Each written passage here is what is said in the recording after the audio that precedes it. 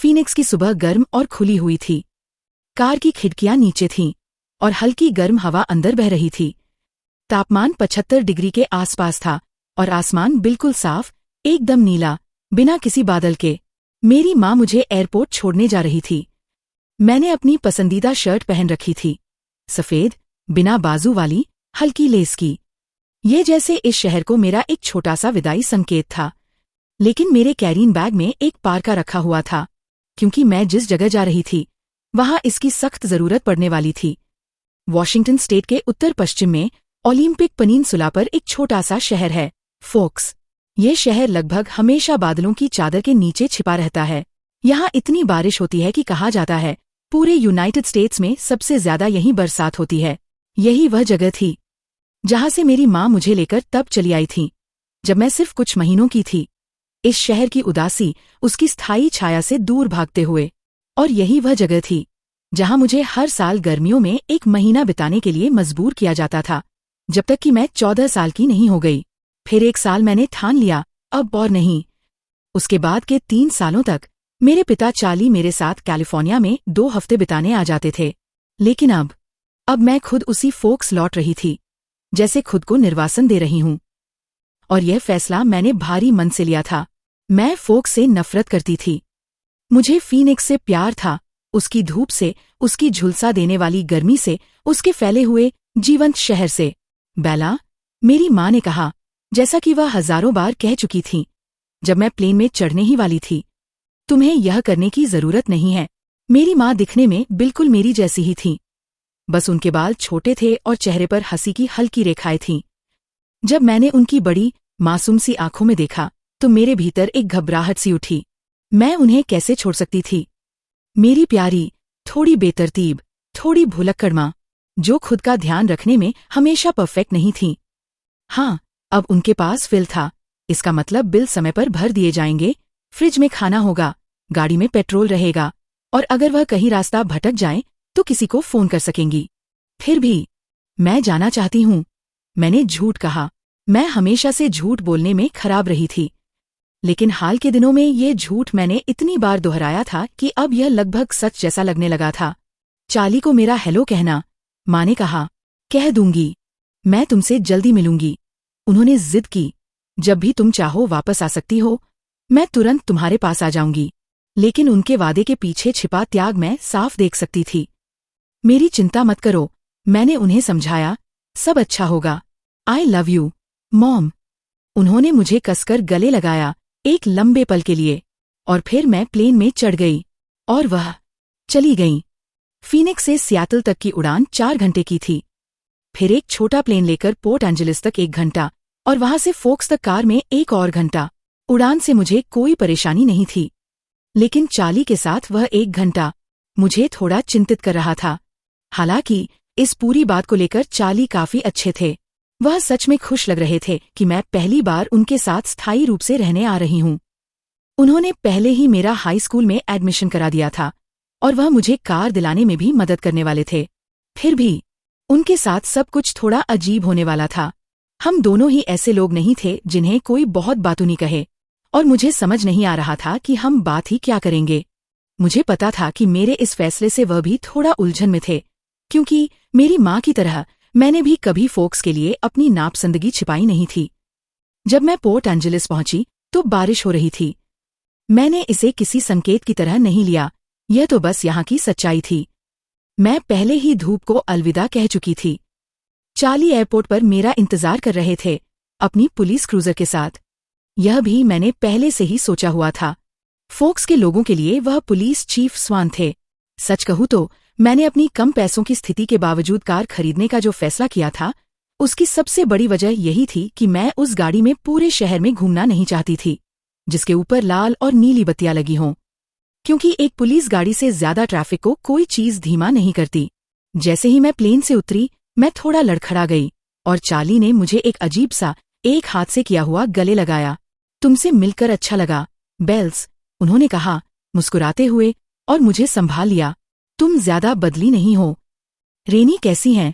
माँ ठीक हैं। आपसे मिलकर भी अच्छा लगा, डैड। मैं उन्हें सामने से चार्ली नहीं बुला सकती थी। मेरे पास सिर्फ कुछ ही बैग थे। एरिज़ोना के ज्यादातर कपड़े वॉशिंगटन के मौसम के लिए बहुत हल्के थे। माँ और मैंने मिलकर कुछ सर्दियों के कपड़े खरीदे थे, लेकिन वे अभी भी कम ही थे। जो कुछ भी था वह आसानी से क्रूजर की डिक्की में आ गया।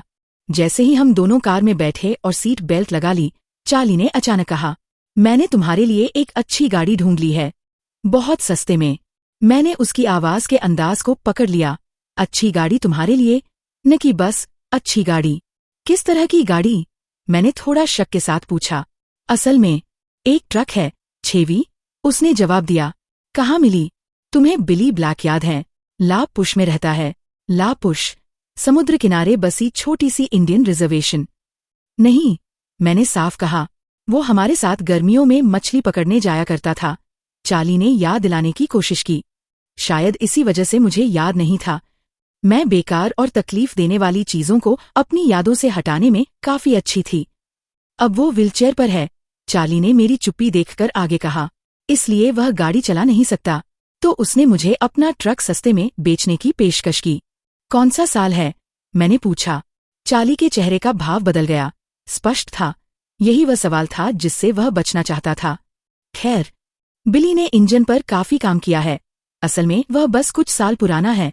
उसने बात घुमाने की कोशिश की, लेकिन मैं इतनी आसानी से मानने वाली नहीं थी।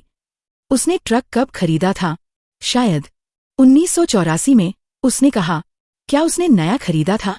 नहीं, मेरा ख्याल है वह असल में 60 के शुरुआती सालों का है, या शायद 50 के आखिर का। उसने थोड़ा झिमटते हुए मान लिया। मैंने गहरी सांस ली। दाद, मुझे गाड़ियों के बारे में कुछ नहीं पता। अगर ये खराब हो गया तो मैं इसे ठीक नहीं कर पाऊंगी, और मेरे पास मैकेनिक के पैसे भी नहीं होंगे। सच में बेला, ये बहुत बढ़िया चलता है। अब ऐसी गाड़ियां बनती ही नहीं हैं, उसने जोर देकर कहा। ये चीज? मैंने मन ही मन सोचा।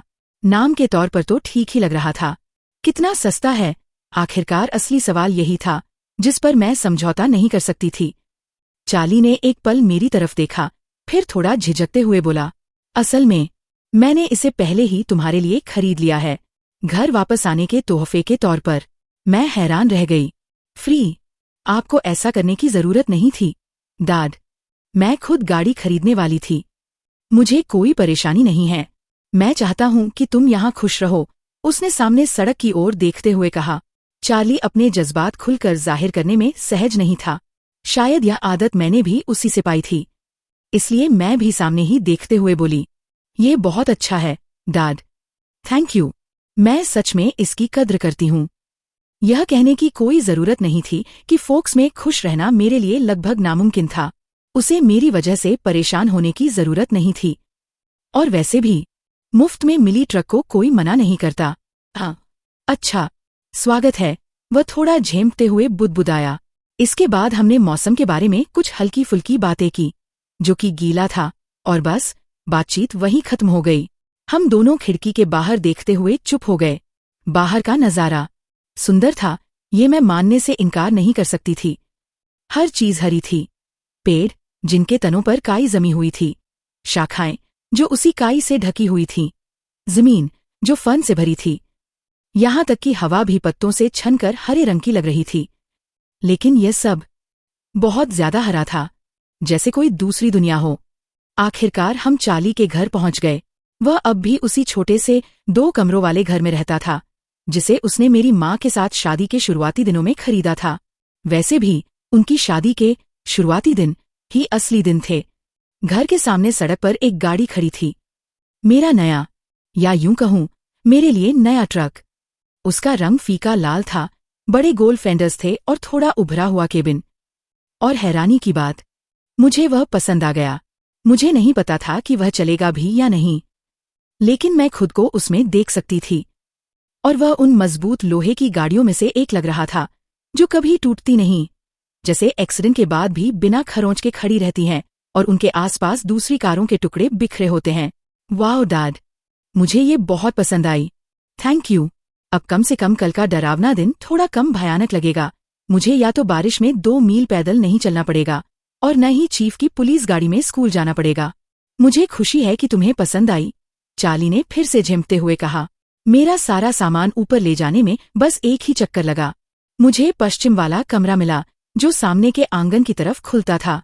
ये कमरा मेरे लिए नया नहीं था, असल में ये मेरा ही था जन्म से। लकड़ी का फर्श, हल्की नीली दीवारें, ढलान वाली छत और खिड़की पर लगे पीले पड़े लेस के पर्दे, ये सब मेरे बचपन का हिस्सा था। चाली ने इसमें कभी ज्यादा बदलाव नहीं किए। बस जैसे जैसे मैं बड़ी हुई, पालना हटाकर बिस्तर रख दिया और एक डेस्क जोड़ दी। अब उस डेस्क पर एक सेकेंड हैंड कंप्यूटर रखा था, जिसकी मॉडेम वायर फर्श के साथ स्टेपल की गई थी, पास के फोन जैक तक। यह मेरी माँ की शर्त थी, ताकि हम आसानी से संपर्क में रह सकें। मेरे बचपन की रॉकिंग चेयर अब भी कोने में रखी थी। ऊपर सिर्फ एक छोटा सा बाथरूम था, जिसे मुझे चाली के साथ शेयर करना था। मैंने कोशिश की कि इस बात पर ज्यादा ध्यान न दूं। चाली की एक अच्छी बात यह थी कि वह ज्यादा दखल नहीं देते थे। उन्होंने मुझे अकेला छोड़ दिया, ताकि मैं अपना सामान खोल सकूं और खुद को सेट कर सकूं, जो मेरी माँ के साथ बिल्कुल नामुमकिन था।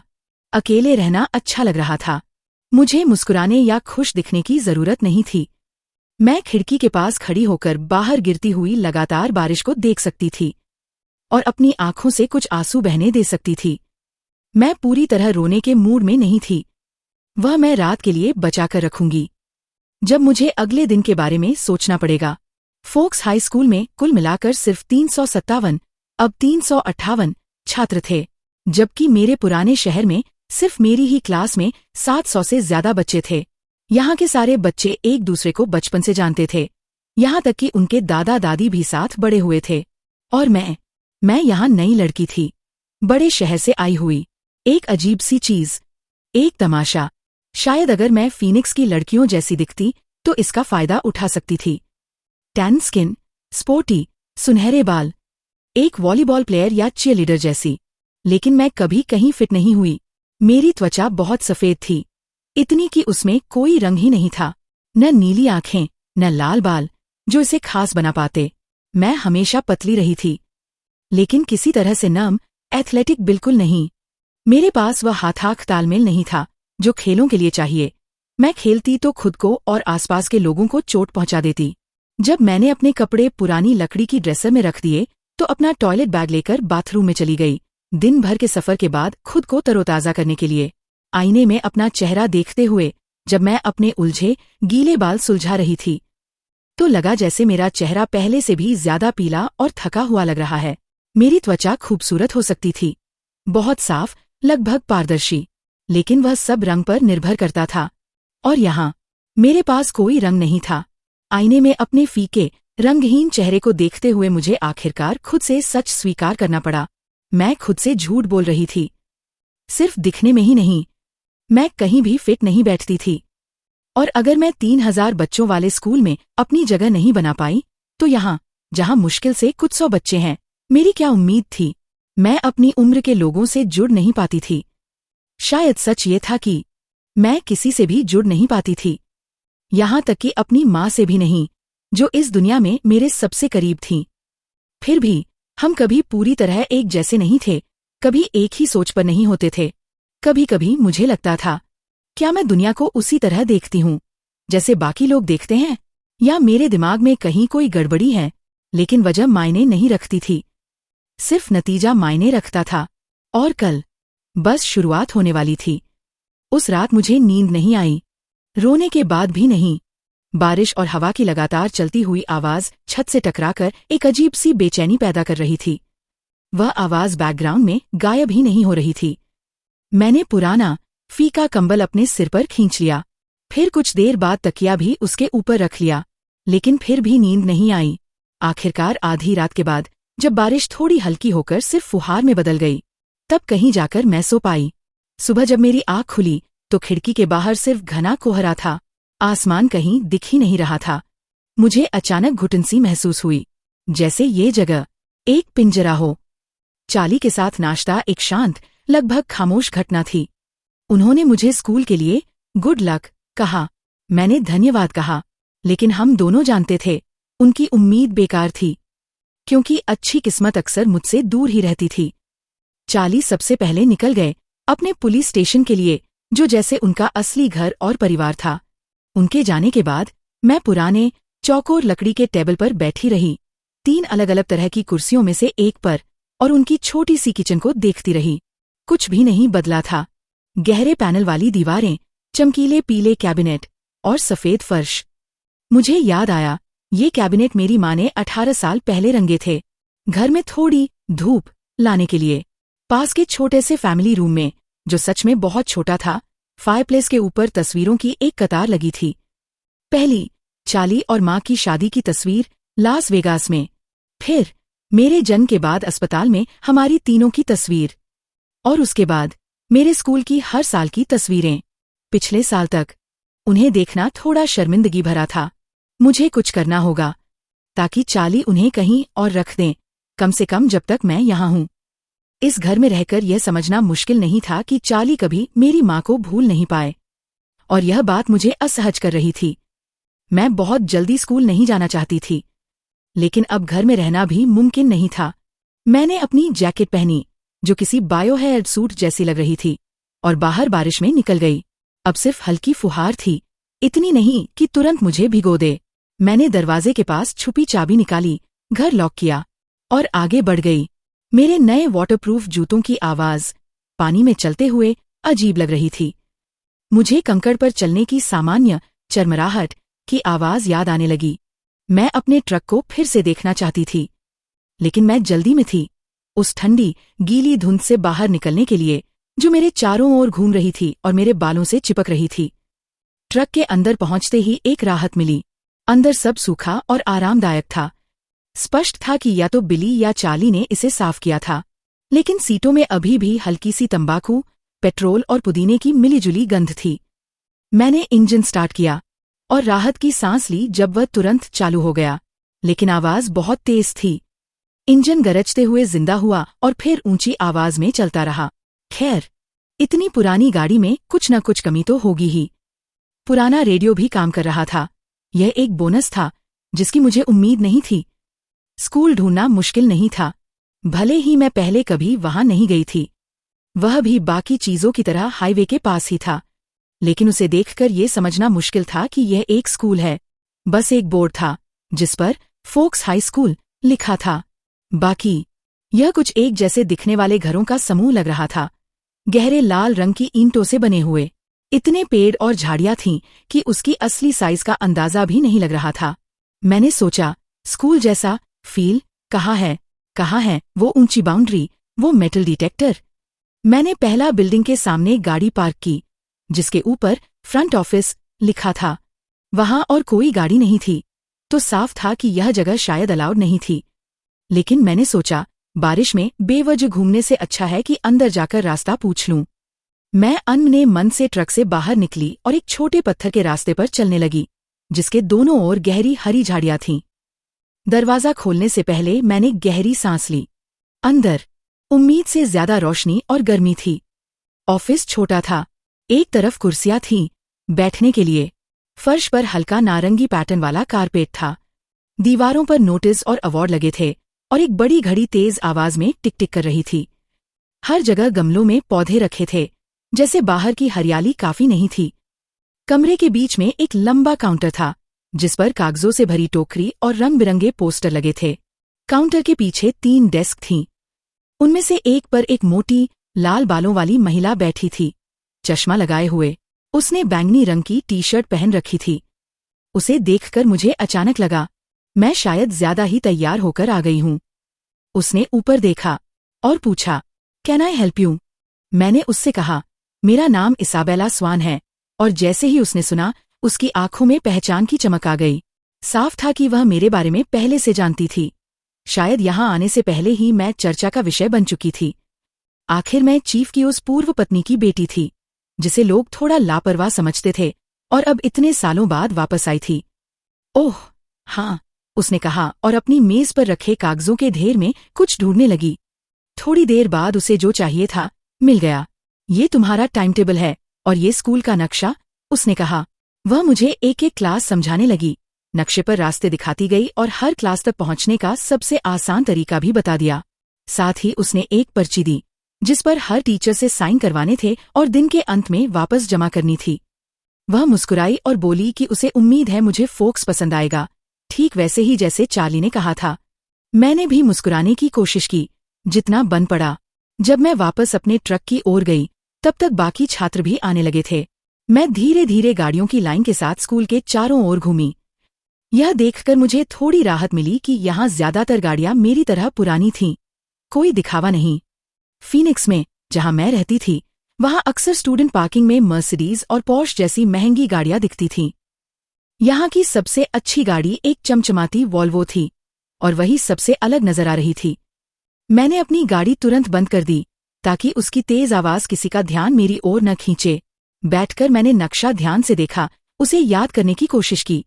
मैं नहीं चाहती थी कि पूरे दिन उसे चेहरे के सामने पकड़े घूमती रहूं। सारा सामान बैग में डाला, कंधे पर लटकाया और एक गहरी सांस ली। मैं कर सकती हूँ, मैंने खुद से कहा, हालांकि मुझे खुद भी यकीन नहीं था। जैसे ही मैं गाड़ी से उतरी, चारों ओर किशोरों की भीड़ थी। मैंने अपना चेहरा हुड के अंदर छिपाए रखा। मेरी सादी काली जैकेट यहाँ किसी का ध्यान नहीं खींच रही थी। इससे मुझे थोड़ी राहत मिली। कैफेटेरिया के पास से गुजरकर मैंने बिल्डिंग 3 ढूंढ ली। दरवाजे के पास पहुंचते पहुंचते मेरी सांसें तेज हो रही थीं। मैंने खुद को संभालने की कोशिश की और अंदर चली गई। क्लास छोटी थी। अंदर आते ही सबने अपने कोट टांगे, तो मैंने भी वैसा ही किया। 2 लड़कियां थीं, एक गोरी, सुनहरे बालों वाली और दूसरी हल्के भूरे बालों वाली। कम से कम मेरी त्वचा यहाँ अलग नहीं लग रही थी। मैंने अपनी पर्ची टीचर को दी। उनका नाम मिस्टर मैसन था। उन्होंने मेरा नाम पढ़ा और मुझे ऐसे देखा जैसे कुछ अजीब हो, जिससे मैं तुरंत शर्म से लाल हो गई। लेकिन उन्होंने मुझे पीछे की खाली सीट पर बैठा दिया, बिना क्लास के सामने मेरा परिचय कराए। इसके लिए मैं शुक्रगुजार थी। फिर भी पीछे बैठने के बावजूद लोग मुझे देखने से बाज नहीं आए। मैंने नजरें झुका लीं और किताबों की सूची देखने लगी। ब्रॉन्ट, शेक्सपियर, चौसर, फॉकनर, मैं ये सब पहले ही पढ़ चुकी थी। ये थोड़ा सुकून देने वाला था और थोड़ा बोरिंग भी। घंटी बजी, एक अजीब सी भन-भनाती आवाज के साथ। तभी एक दुबला-पतला लड़का मेरी ओर झुका। तुम इसाबेला स्वान हो ना? उसने पूछा। बेला, मैंने सुधारा। तुरंत आसपास बैठे कई लोग मेरी ओर देखने लगे। अगली क्लास कहाँ है? उसने पूछा। मैंने बैग में देखकर कहा, गवर्नमेंट बिल्डिंग 6। मैं रास्ते में हूँ, दिखा देता हूँ। उसने कहा, मैं एरिक हूँ। वह थोड़ा जरूरत से ज्यादा मददगार लग रहा था, लेकिन मैंने मुस्कुराकर धन्यवाद कहा। हम दोनों बारिश में बाहर निकले। बारिश अब तेज हो चुकी थी। यह फीनिक्स से काफी अलग है ना? उसने पूछा। बहुत, मैंने जवाब दिया। वहां बारिश कम होती होगी, साल में 3-4 बार। वह हैरान रह गया। कैसा लगता होगा? धूप भरा, मैंने कहा। वह मुझे ध्यान से देखने लगा। तुम उतनी टैन नहीं लगती। मेरी माँ थोड़ी एल्बिनो है, मैंने मजाक में कहा। वह सच में सोचने लगा और मैं मन ही मन हंस दी। लगता था यहाँ के लोगों में हास्य और बादल साथ नहीं चलते। दिन ऐसे ही बीतता गया। ट्रिक के टीचर मिस्टर वार्नर ने मुझे क्लास के सामने खड़ा कर दिया, जिससे मैं बुरी तरह घबरा गई, हकलाने लगी और सीट पर जाते वक्त ठोकर भी खा गई। हर क्लास में कोई न कोई मुझसे बात करने आता, फोक्स के बारे में पूछता। मैं ज्यादातर सच नहीं बोलती थी। लंच के समय एक छोटी कद की लड़की मेरे साथ कैफेटेरिया आई। उसके घुंघराले बाल उसकी लंबाई की कमी पूरी कर रहे थे। वह लगातार बोलती रही, टीचर्स, क्लासेस, सब कुछ। मैं बस मुस्कुराती रही। उसका नाम भी याद नहीं रहा। हम एक टेबल पर बैठे, जहां उसके कई दोस्त थे। तभी मैंने उन्हें देखा। कैफेटेरिया के कोने में बैठे 5 लोग।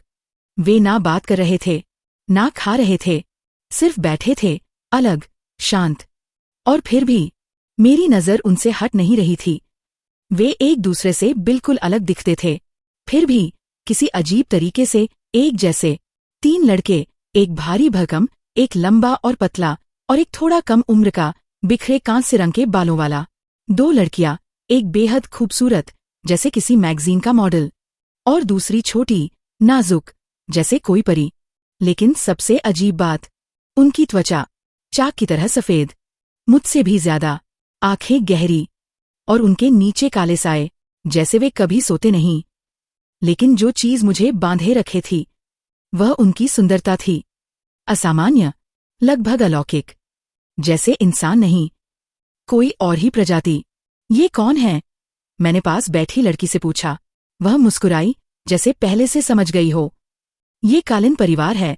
इस पूरी बातचीत के दौरान मेरी नजर बार बार उसी मेज की ओर जा रही थी, जहां वह अजीब सा परिवार बैठा था। वे अब भी दीवारों की ओर देख रहे थे और खाना बिल्कुल नहीं खा रहे थे। मैंने धीरे से पूछा, क्या ये लोग हमेशा से फोक्स में रहते हैं? नहीं, उसने ऐसे कहा जैसे ये बात तो मुझे खुद ही समझ जानी चाहिए थी। ये लोग बस 2 साल पहले अलास्का से यहाँ आए हैं। ये सुनकर मेरे मन में एक अजीब सा भाव उठा, थोड़ी सहानुभूति और थोड़ी राहत। सहानुभूति इसलिए कि इतने खूबसूरत होने के बावजूद वे यहाँ के नहीं थे, बाहर के लोग थे, और साफ दिख रहा था कि वे बाकी लोगों में घुल मिल नहीं पाए थे। और राहत इसलिए कि मैं यहाँ अकेली नई नहीं थी, और न ही सबसे ज्यादा ध्यान खींचने वाली। मैं उन्हें ध्यान से देख ही रही थी कि उनमें से सबसे छोटा, कॉलिंस में से एक, अचानक ऊपर देखता है और मेरी नजर से टकरा जाता है। इस बार उसके चेहरे पर साफ जिज्ञासा थी। मैं तुरंत नजरें हटा लेती हूँ, लेकिन उस एक पल में मुझे ऐसा लगा जैसे उसकी नजर में कोई अधूरी उम्मीद छिपी हो। मैंने फिर पूछा, वो लाल भूरे बालों वाला लड़का कौन है? मैंने आंख के कोने से उसकी ओर देखा।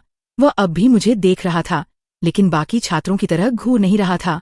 उसके चेहरे पर हल्की सी झुंझलाहट थी। वो एडवर्ड है, उसने कहा। बहुत हैंडसम है, लेकिन अपना टाइम मत खराब करना। वो किसी को डेट नहीं करता। यहाँ की कोई भी लड़की उसके लायक नहीं है, शायद। उसकी आवाज में हल्की जलन साफ झलक रही थी। मैंने मुस्कान छुपाने के लिए होंठ काटे और एक बार फिर उसकी ओर देखा। इस बार उसने चेहरा फेर लिया था, लेकिन मुझे लगा जैसे उसके होंठ हल्के से मुस्कुरा रहे हों। कुछ ही मिनटों बाद वे चारों एक साथ उठे और चले गए। उनकी चाल में एक अजीब सी नजाकत थी, यहाँ तक कि वह बड़ा मजबूत लड़का भी बेहद हल्के और संतुलित कदमों से चल रहा था।